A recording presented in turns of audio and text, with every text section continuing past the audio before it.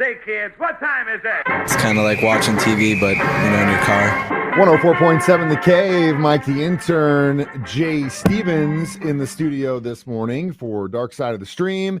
Episode 105. My pick this week was Memories of a Murderer, the Nilsen tapes. Is it memoirs or memories? Memories. Memories of a murderer. Memories of a murderer. It's once again a whacked out serial killer documentary by us. It is extremely whacked out and disturbing. I didn't know a whole lot about this guy going into it. But like we had done the John Wayne Gacy tapes a few weeks back. And one of the things I was kind of disappointed about was like, there's really not a whole lot of talking from Mr. Gacy himself throughout the documentary. They made it sound like it was going to be his voice. This one on the other hand was all him. And the crazy thing about it was like he had a cassette recorder in jail. Yeah. And a keyboard. He was talking about smoking weed at one point. Yeah. In jail. He said like had dude ample killed amounts 15 of guys weed in jail. He's just getting weed and smoking weed in jail, recording himself telling his life story. And then at one point he got a synthesizer. Yeah. And would make little synth songs. Get stoned and he makes songs in prison. Yeah. So he tells his whole life story, ends up sending it to some reporter. And I think the reporter was the one who ended up selling the rights to this thing. Yeah. Later on down the line, they wrote a book about it. He died. Dennis Nilsen is who I'm talking about in 2018, after being in prison for a long time. But basically, it all started with clogged toilet. Whole story, as some of these do. Again, another serial killer burying people in the floorboards of his house. And he was a former policeman. It's really weird that there's so many of these. It is very weird, but it also fits into that realm of years where it was the late 70s, early 80s, where we were very, very active serial killers all across the world. It was like the thing to do. If that's what you want to call it.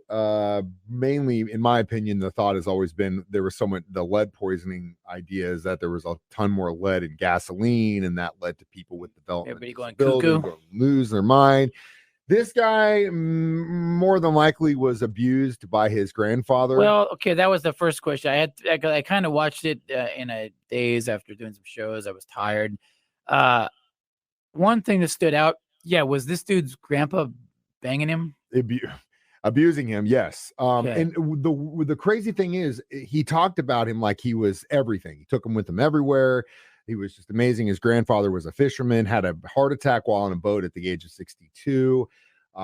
He went to view the casket, and he asked his mom where'd he go, and he goes, I went to a better place. And he said that in his mind, his grandpa took him everywhere. Why didn't he take him to this better place? And so his idea in his mind, he says his idea of love and death kind of fused at that point. Now, I don't know if that's true or not, but I will say that definitely had a profound effect on him, on who he would be as he got older. And the crimes that he would commit. But yes, it was real little because he didn't really talk about it. It was kind of really like glazed over. It was kind of like matter of fact. Just like, this was happening too. Yeah, he definitely is that was what I abused. just heard? Yeah. The second thing I heard. Wait, hold on. Let's get to your second question. Next, Dark Side of the Stream continues in a few minutes. On 104.7 The Cave. 104.7 The Cave. Mike the Intern, Jay Stevens back in the studio. Dark Side of the Stream, episode 105, Memories of a Murderer. Dennis Nilsen, who was active in the late 70s, early 80s in the London area. Like in the gay club scene, right? He would pick up straggler guys. Yeah, so this is very much similar to what happened with John Wayne Gacy. Yeah. You had a very homophobic society when men who were gay and were out about being gay would go to the police and say, I was attacked. They were like, who cares? Whatever. Yep. No big deal. Yeah. So they actually had, I think, 5 or 6 incidences where men went into the police and said, this guy did it. Okay.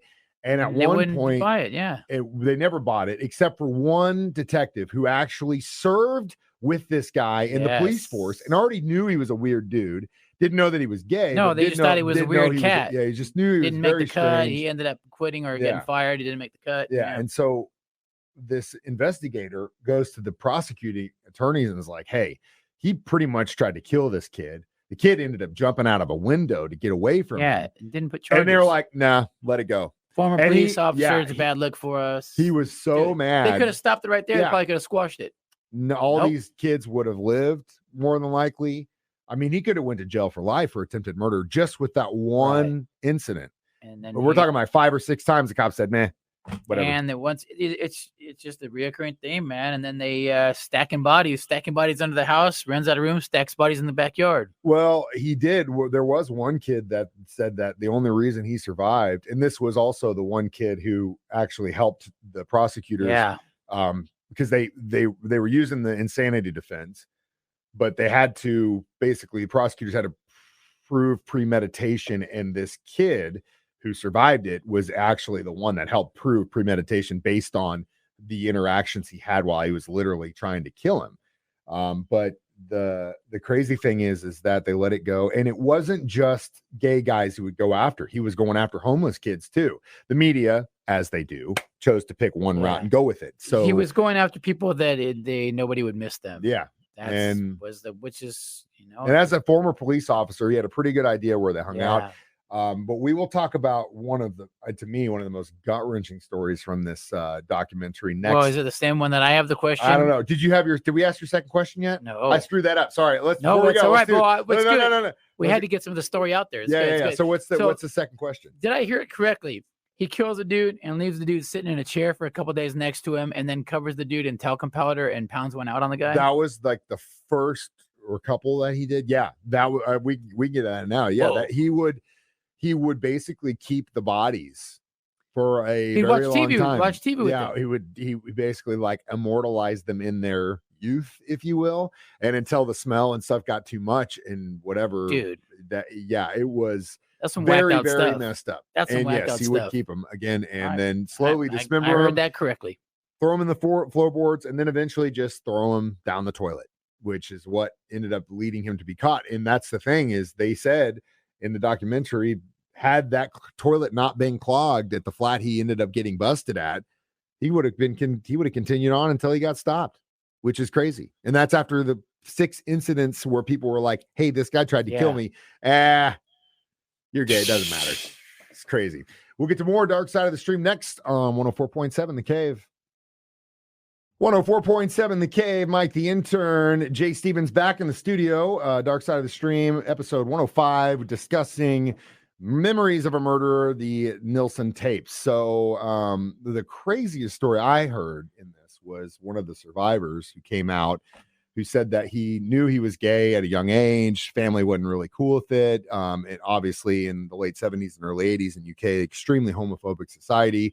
And so he ran away at the age of 14 and he was in some small town in the UK, ended up getting to London with like 10 pounds in his pocket. Barely a money. Ends up sleeping in a carport, discovers that there are boys on the street selling themselves, and at the young age of 14 gets into prostitution.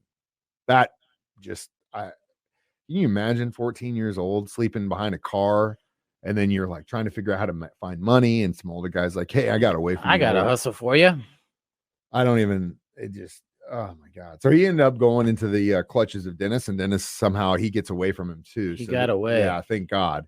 But yeah, that one was, it's horrific what happened to his victims, but the hearing that story about how one of his victims who he survived got involved in this, just it reminds you of that stuff is still. And you listen to him talk, now. He's kind of like that Hannibal Lecter character in Silence of the Lambs. He actually hung up a poster of Hannibal Lecter in his jail cell. Yeah, which is just blows. He's very chill. Just talks about matter-of-factly about. He was a sociopath. He was a psychopath.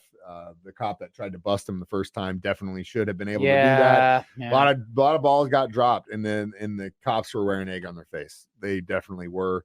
And it's horrific that this was able to go on as long as it did when the warning signs were all out. But just like with John Wayne Gacy, you had a guy come in and say, "This guy almost killed me." Whatever. Yeah. You guys are just having a love whatever, man. Get out of here. Drunken night. So he goes and finds a dude on his own, and that's how they catch him. See? It's just like, sometimes I don't know.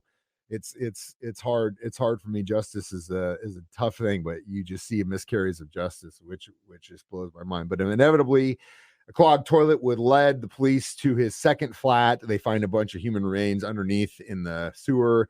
They go to his former flat. They might find a bunch of human remains underneath the floorboard. They also find a bunch in his backyard because he burned them. They find trash bags full of bodies in his house currently that he lived in. That's the other thing is like he would lure these dudes back to his apartment, like they drink and they'd hang out, whatever. And they'd like, you guys, we want to go back to the flat and drink and listen to music. Cool. Sounds good. They get there.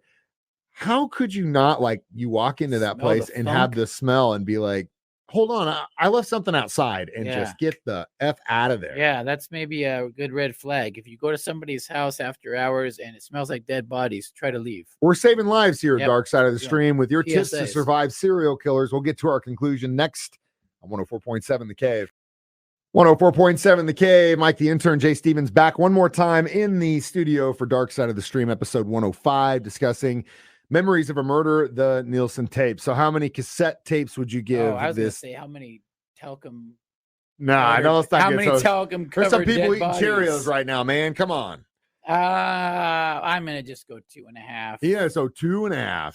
Yeah, it didn't rewrite anything for me. It was just kind of. It's like the UK version of John Wayne Gacy. Yeah, This it guy kinda just stayed didn't. like this. It didn't get really crazy. There didn't any wacky twist. You knew it was coming. Well, in this case, the story had been out for 40 years, right? So yeah, it's not like this one it was just kind of slow and it was weird for sure. There's some weird stuff that went down in there, but I'm gonna go 2.5. I kind of looked into this guy's life afterward. He had an insane life. He served in the military and did some really crazy stuff in Germany, and like his development. It's another classic example of someone who is something and knows that they are something, in this case a homosexual man, and he fights the urges and ends up becoming a killer. John Wayne Gacy, same thing. These people had just been like, you know what, I am gay, I love men, Go with the flow. just do it. Yeah, How many lives could have been saved? true. Right? True. So we come back to this again, which is, if you are something, be that person. Yeah. And love yourself. There are people out there that'll love you for it. It doesn't, screw it. Screw it, society says. Be who you are and be proud of it. Be who you are. That's right. You're looking at two guys right now who exactly who they are being, who they are Stuck right in now. the 80s. Who cares? I give it about a 3. Okay. Like you said, it wasn't Yeah. a story that got retold. It wasn't something crazy. I did like the fact that it was short and sweet and to the point. Yeah, I did like that. It was just one episode, like one long one. It was. Couldn't believe it was the same producer that did Don't F with I Cats. know. I was but- really had high hopes for it because of that. yeah, but It fell short for me. kind of read like a book. All Yeah. right, Jay, it's your turn for 106. What are we gonna do? Yeah, well, I was on the fence with another one, but then I watched one over the weekend. I finished it, and so Sins of Our Mother. Oh, the crazy lady with the cult. that Crazy killed her lady kids and went goes to to Hawaii. gets married. Yeah, cult later. Another Mormon tale. Another chick that could have been in a Machine Gun Symphony Yeah, she concert was watching cute for Jay. a while. She was a pretty girl. We'll get into that next week. Stream the show online, 1047thecave.com. On our YouTube channel, you can stream the podcast on our 104.7 The Cave app. As always, I'm Mike the Intern. This is Jay Stevens reminding you we we watch movies, so you don't have to. It's Dark Side of the Stream on 104.7 The Cave.